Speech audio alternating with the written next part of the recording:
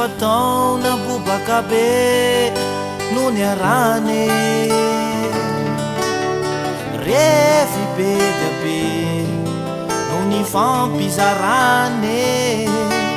tanatiny mamisingidy toka nao asy anao ny safidy de niaraka fonafone ny zavalon'izy isaone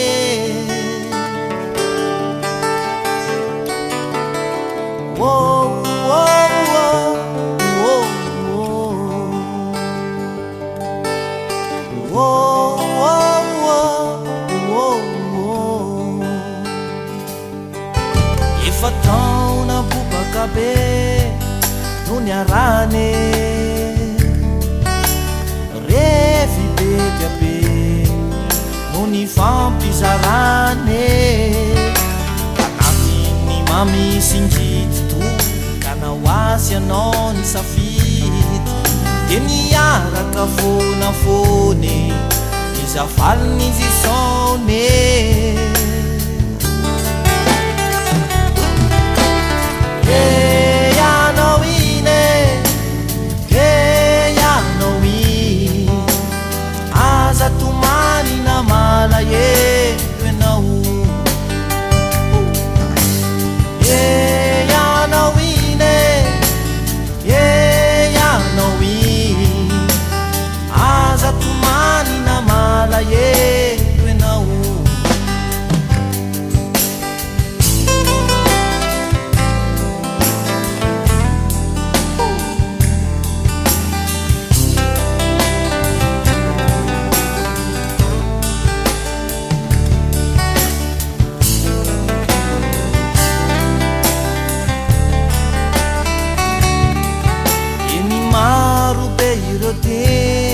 nampisarana tsika roa osondray aman-dreny fianarana fiavinana andrara avokoa fikanaovakanaovako azafady mandraky izay tsikiray fa azy ny azy naovy naovato fitiavatsika tsy ato